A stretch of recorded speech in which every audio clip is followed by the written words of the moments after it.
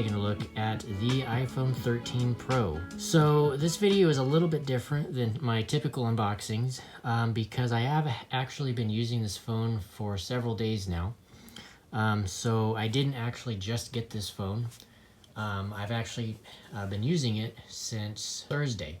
So I've been basically using it for the last 4 to 5 days. And I'll tell you the reason why. Basically, my previous phone, which was an iPhone 10, I basically destroyed it by shattering the screen completely. And it's basically $300 to replace the screen on an iPhone 10, which is at this point completely impractical for a 5-year-old, coming almost 6-year-old iPhone at this point. So spending $300 to fix that was just not going to be the case. So I opted to use my Verizon upgrade and use it to get the iPhone 13 Pro. So the model that I got is the Graphite. Also got the 256 gigabyte configuration, as well as this is not the max version. This is the smaller version of the Pro phones. But anyway, let's go ahead and open it here. The box, of course, too, is very small, as well as the 12. I believe the iPhone 12 series phones also had this small box kind of form factor. And the reason for that, as we'll see here in just a minute, is you do not get a charging brick included in the box anymore, which is very, very annoying in my personal opinion. Because Apple is basically assuming that everybody has a USB-C to Lightning cable and USB-C charging brick, which is not the case in a lot of instances. But yeah, so let's go ahead and take a look at this in just a second. So there's the phone itself. Again, in the box, very, very minimal. You have a USB-C to Lightning connector cable, and then your literature here, which just has your basic stuff. You have a SIM removal tool, which I actually don't have one of these, so I'm really happy that this is included. Warranty information, whatever that is, and a single Apple sticker. It has a 6.1-inch OLED display, with this model actually now having the 120 Hz ProMotion refresh rate display, just like the iPad Pros and the new MacBook Pros as well.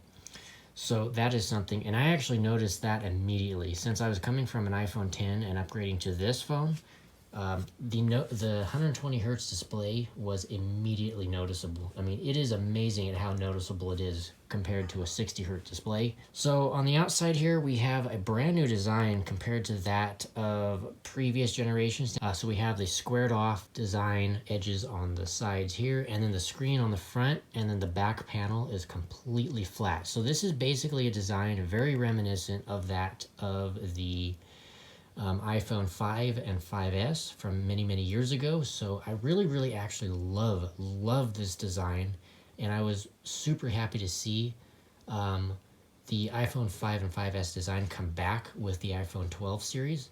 So that was really cool. So on this side, we kind of just have the basic things. We have up and down volume, sleep wake button, or sleep wake switch, excuse me. I'm really happy as well that that is still there. On this side, we have a very large and lowered sleep wake button.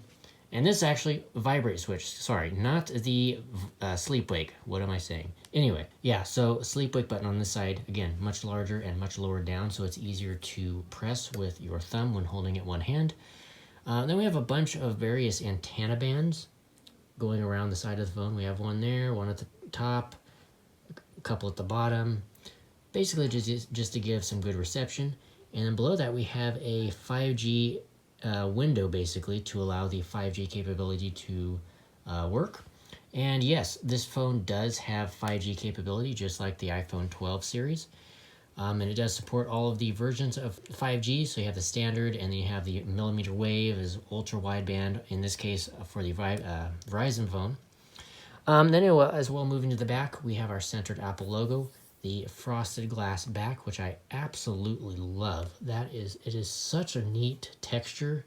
I really like this much more than that of the glossy glass of the iPhone 10 that I had previously. So that's super nice. And then our camera system, which is insane. We have 3 lenses. We have a standard wide lens. We have a 3x telephoto lens, and then we have a ultra wide angle. So really cool. And there's technically 4 lenses here, even though there's 3, because using the wide angle, you do actually now get a macro functionality using that wide angle lens. So in theory, you technically have 4 lenses to basically use in your day-to-day photography of your phone. Then we have a very large quad tone LED flash, and then a microphone pinhole right there. Then on the bottom here real quick, we've got speaker grill and microphone grill and lightning connector. One thing that I do find odd is that the microphone grill here is not symmetrical to the speaker due to the antenna line being over here. So it's a little bit out of symmetrics, which is just weird. And then another thing we're going to notice right here, the notch at the very top is actually a little bit smaller than the previous version. So we do have a smaller notch on this model of phone. Now the next version of the iPhone, which is rumored to be the iPhone 14, is basically rumored to have a pinhole cutout or a pill-shaped cutout for the Face ID and front-facing camera, which is pretty cool. And I could have waited, I guess, for the iPhone 14 Pro, which is basically slated to be released in the next month or so. But essentially, since I broke my iPhone 10 and I did not want to spend all the money to replace it or fix it, I thought, you know what, I'm not going to wait, and I really don't need the latest and greatest. I mean, I did want the latest and greatest, which obviously that's what I have now, but I just didn't feel the need to wait for the iPhone 14. I just didn't feel that was necessary. I needed a phone right now, so this is basically what I ended up with, what I did. So anyway, so now to give just kind of some of my thoughts, since I've been, like I said, using this phone for the last weekish, about 4 to 5 days, coming from an iPhone 10. So like I said, I'm an iPhone 10 user upgrading to an iPhone 13 Pro. And I have to say, I am incredibly impressed with this phone and everything that it's offering. The 120 hertz display is absolutely amazing. But yeah, that 120 hertz display, that display is absolutely amazing. I mean, it is so smooth. Comparing it to, say, a 60 hertz display coming from an iPhone 10, going to this, whoa, really, really crazy.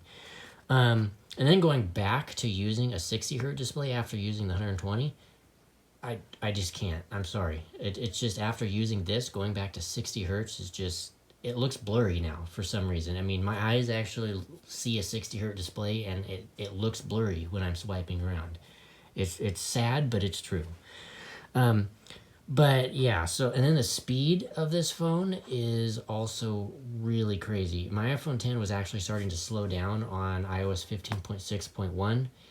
This phone here is running the same version of that iOS 15.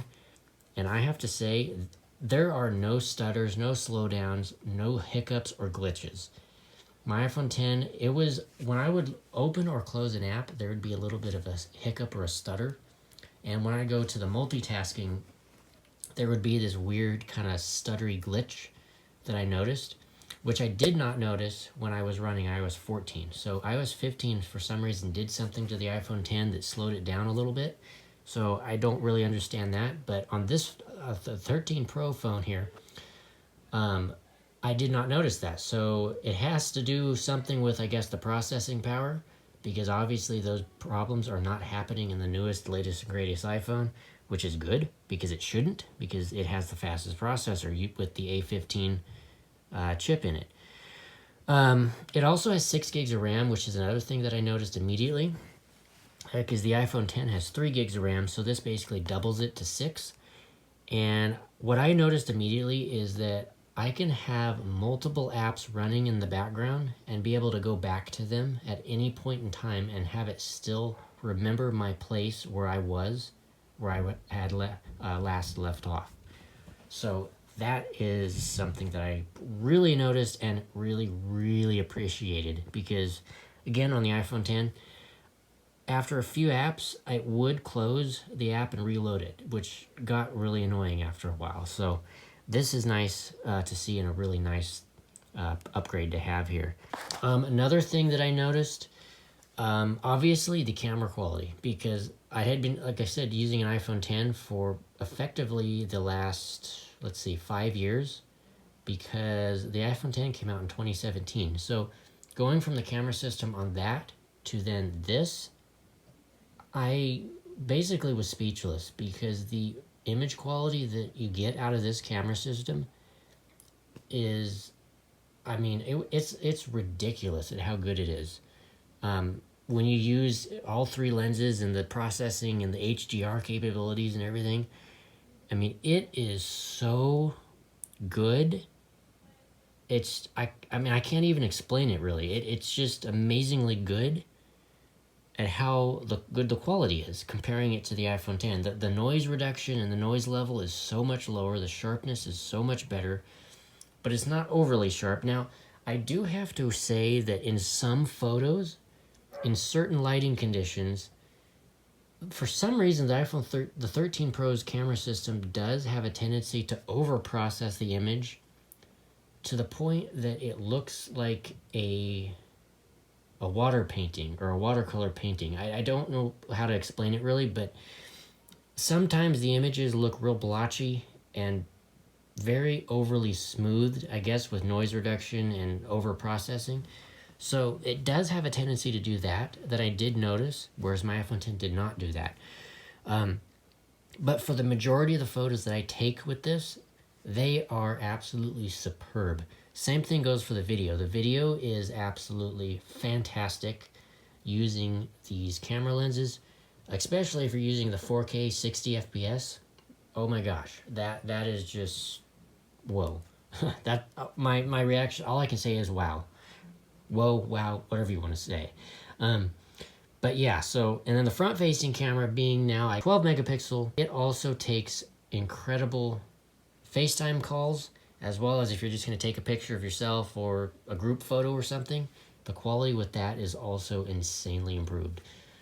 So really, really nice there. I mean, you know, I can't really say much more. I mean, it's an insane upgrade compared to what I had been using before. The 5G capabilities effectively given me twice the amount of speed. I know I can get better than this, but in my area, I was getting a basically 130 megabit download and about 65 megabit upload. And for my area, that is absolutely really good. Whereas on my iPhone 10, I was getting essentially twice the amount less than that. So, yeah, I mean, that's a pretty solid upgrade in terms of network speed for me compared to what I was using previously. So 5G has definitely benefited me. I do not have my area actually does not support the ultra wideband on Verizon's network. So I unfortunately cannot take advantage of that yet. But the standard 5G that is running on here is really good. I mean, it's really good. And I guess the last thing I can touch on here is the speakers. The speakers that I noticed are really, really good. The stereo speakers with the front facing here and then the bottom firing, both are really good. Recording a video, the 13 Pro here, it records videos in stereo, which is something that's actually been around since the iPhone XS back in 2018. But because the speakers on this are so much better, recording a video and then actually playing it back for the first time, what I noticed was the quality of the sound was really good, and the stereo separation between the two speakers, I mean, it almost sounded like a surround sound type of thing. It was weird. It was really good. So good that it was weird. Just, let's say that. It was, when I heard it for the first time, it kind of blew me away at how good it was. Yeah, that's probably it for this video. This video is probably getting to be about long enough. I don't want to make it any longer than it is. So I guess we can essentially call this a quick unboxing and a short review of the iPhone 13 Pro. And my thoughts on it, essentially, for using it for the last 4 to 5 days that I've owned it. And like I said, coming from an iPhone 10, this is a solid upgrade. It is. It is hands down an absolute solid upgrade. You get a ton of extra features. The speed improvements with the new processing chip is absolutely, by far, bar none, the best. Yeah, anyway, I probably should end this video here. It's getting a little bit long, and kind of show you guys what's in the box for those that may not have already known. So, yeah, with that all being said, hope you guys have enjoyed, and I'll see you guys the next one. Peace out.